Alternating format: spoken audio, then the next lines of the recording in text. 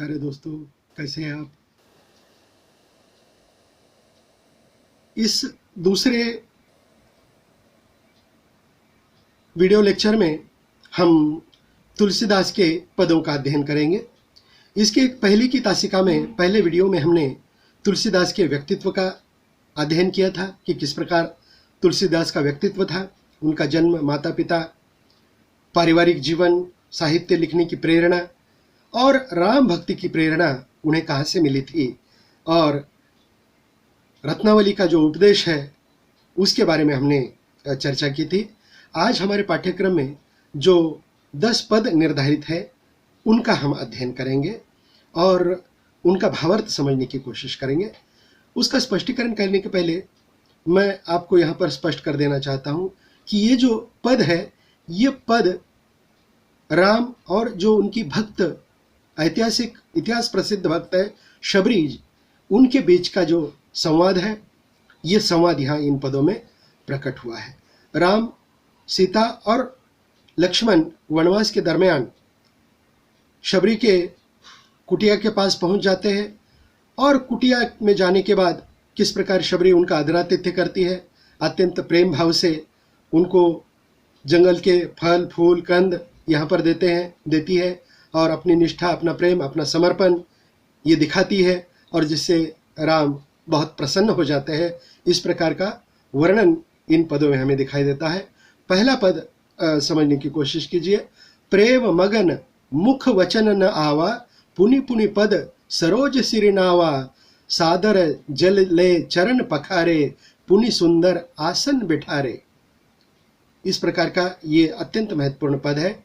अपने आराध्य श्री राम को अपनी कुटिया में आए देखकर शबरी बहुत खुश हो जाती है।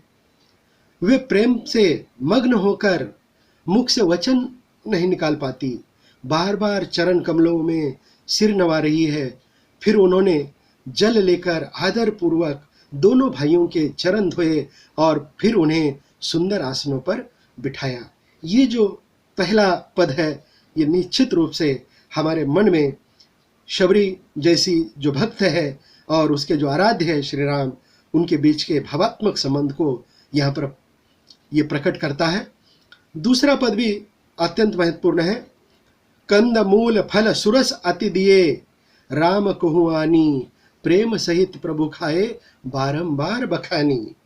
शबरी ने अत्यंत रसीले और स्वादिष्ट कंदमूल और फल लाकर राम जी को प्रस्तुत दिए और प्रभु श्री राम ने बार बार शबरी की प्रशंसा करते हुए, फलों का गुणगान करते हुए, बहुत ही स्वादिष्ट है, बहुत ही मीठे है, ऐसा कर करके कंदमूल तथा फलों को प्रेम पूर्वक खाने की चेष्टा की और उसको खाया। तो इस प्रकार भक्त निर्मल अंतकरण से जो कुछ देता है वह अपने आराध्य तक पहुंच जाता है। इस प्रकार का भावार्थ इसमें से प्रकट हो जाता है। तीसरा पद है। अधम ते अधम, अधम अति नारी, तिन्हु मह मैं मतिमंद अघारी, कहू रघुपति सुनु भामिनी बाता, मानहु एक भक्ति करनाता। शबरी कहती है कि मैं अधम से भी अधम और उसमें से भी स्त्री हूं और स्त्रियों में भी अधम हूं और उनमें से भी मैं पाप नाशन हूं, मैं मंदबुद्धि हूं। तब राम जी कहते हैं कि हे भामिनी, हे श्रेष्ठ स्त्री, मेरी बात सुन, मैं तो केवल एक भक्ति का ही संबंध मानता हूं, इससे अतिरिक्त और कोई संबंध नहीं मानता हूं। और इस प्रकार का भक्त और उसके आराध्य के बीच का जो भावात्मक संबंध है उसका विवेचन यहाँ पर तुलसीदास जी कहते हैं। चौथा पद इस प्रकार का है। जाति पाति कुल धर्म बड़ाई, धन बल परिजन गुण चतुराई, भगतिहीन नर सोही कैसा, बिनु जल बारिद देखिए जैसा। ये पद भी बहुत महत्वपूर्ण है। जाति पाति कुल धर्म बड़ाई, धन बल कुटुंब गुण और चतुरता, इन सबके होने के बावजूद अगर भक्ति से रहित अगर कोई व्यक्ति है, कोई मनुष्य है, तो वह मनुष्य कैसे लगता है? जैसे जलहीन वारद, जैसे वारद मतलब बादल, तो शोभाहीन दिखाई देता है।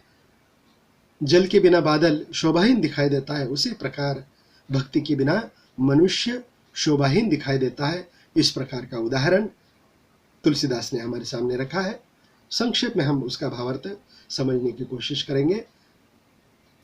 5वां पद इस प्रकार का है, नवदा भक्ति कहूँ तो ही पाही, सावधान सुनु धरु मन माही, प्रथम भगति संतन कर संगा, दूसरी रति मम कथा प्रसंगा। तो शबरी की बातें सुनकर राम जी बहुत प्रसन्न हो जाते हैं, उसका आदरातिथ्य देखकर, आत्मीयता देखकर, और वह कहते हैं कि हे शबरी, मैं तुझे अब भक्ति का रहस्य समझाता हूँ। राम शबरी से कह रहे हैं, मैं तुझसे अब अपनी नवधा भक्ति कहता हूँ अथवा समझाता हूँ। तू सावधान होकर सुन और मन में धारण कर।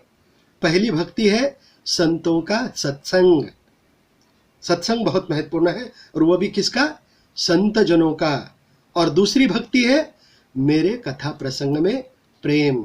मेरी जो कथा है उससे जो प्रेम करता है वो एक अर्थ से क्या करता है? वो भक्ति ही करता है। मतलब संतों की संगति करना ये भक्ति है। ये भक्ति का पहला प्रकार है। और दूसरा प्रकार है, दूसरी विधा है, वो विधा कौन सी है? ईश्वर कथा में प्रेम से उसको सुनना, उसमें तल्लीन होना, ये भी एक प्रकार की भक्ति है। 6वां पद है, गुरुपद पंकज सेवा, तीसरी भक्ति अमान, चौथी भक्ति मम गुण गन कराई, कपट ताजी गन गान। तीसरी भक्ति है अभिमान रहित होकर गुरु के चरण कमलों की सेवा करना, और चौथी भक्ति है कपट छोड़कर मेरे गुण समूहों का गुणगान करना, गुण गौरव करना। तो इस प्रकार ईश्वर का गुणगान करना ये इस प्रकार की चौथी भक्ति मानी गई है। और तीसरी भक्ति गुरु के चरणों की सेवा करना, ये भी अपने आप में क्या है? एक भक्ति है। ये इस प्रकार तुलसीदास ने हमारे सामने 6ठे पद में प्रस्तुत किया है। 7वां पद हम देखेंगे, मंत्र जाप मम दृढ़ विश्वासा, पंचम भजन सो वेद प्रकाशा, छठ दम शील विरसित बहुकर्मा, निरत निरंजन सज्जन धर्मा। अर्थात राम मंत्र का जाप और उसमें दृढ़ विश्वास, ये 5वीं भक्ति है। कौन सी? कि राम का जो मंत्र है उसमें विश्वास, और 5वीं भक्ति है जो वेदों में प्रसिद्ध है वो उसका प्रकाश करना, ये 5वीं भक्ति यहाँ पर मानी गई है। 6ठी भक्ति है इंद्रियों का निग्रह, अर्थात अच्छा स्वभाव या अच्छा चरित्र, बहुत कार्यों से वैराग्य, और निरंतर संत पुरुषों के धर्म आचरण में लगे रहना, यह अपने आप में क्या है? ये भक्ति है। इस प्रकार का ये भक्ति का 5वां और 6ठा प्रकार हमारे सामने रखने की कोशिश की है तुलसीदास ने। 8वें पद में वे कहते हैं, 7वें सम मोही मय जग देखा, मोते संत अधिक करि लेखा, 8वें जथा लाभ संतोषा, सपने हूं नहीं देखूं पर दोष। बहुत महत्वपूर्ण बात कही है तुलसीदास ने। 7वीं भक्ति है जगत भर को समभाव से मुझ में ओतप्रोत, मतलब ईश्वरमय सारे संसार को देखना, ये भी एक प्रकार की भक्ति है। और संतों को मुझसे अधिक करके मानना, संतों पर विश्वास रखना, उनकी बातों पर अमल करना। और 8वीं भक्ति है जो कुछ मिल जाए उसमें संतोष करना, और स्वप्न में भी पराये दोषों को न देखना। ये अपने आप में तुलसीदास ने भक्ति का प्रकार माना है। उसके बाद वे कहते हैं, नवम सरल सब सन छलहीना, मम भरोस हिय हर्ष न दीना, नव महु एकहु जिन्हि के होई, नारी पुरुष सदाचर कोई। 9वीं भक्ति है सरलता और सबके साथ कपट रहित बर्ताव करना, हृदय से मेरा भरोसा रखना, और किसी भी अवस्था में, हर्ष और दैन्य की अवस्था में विषाद न करना। इन 9 में से जिनके एक भी होता है वह स्त्री पुरुष जड़ चेतन कोई भी हो वह भक्त कहलाता है। इस प्रकार भक्ति के जो 9 प्रकार है वह 9 प्रकार यहाँ पर तुलसीदास ने हमारे सामने रखे हैं। 10वां पद हमारे सामने तुलसीदास कहते हैं, सोही अतिशय प्रिय भामिनी मोहरे, सकल प्रकार भक्ति दृढ़ तोरे, जोगी वृंद दुर्लभ गति जोई, तो कहू अजोहू सुलभ भई सोई। हे भामिनी, हे श्रेष्ठ स्त्री शबरी, मुझे वही अत्यंत प्रिय है, फिर मुझ में तो सभी प्रकार की भक्तियां, तो तुझ में मतलब शबरी में सारी प्रकार की भक्तियां विद्यमान है। इसलिए जो गति योगियों को भी दुर्लभ है वही आज तेरे लिए सुलभ हो गई है, अर्थात वह तू भक्त की श्रेष्ठ बन गई है। इस प्रकार का आशीर्वचन राम शबरी के बारे में कहते हैं। तो इस प्रकार जो 10 दोहे हैं उनका संक्षेप में भावार्थ हमने समझने की कोशिश की है।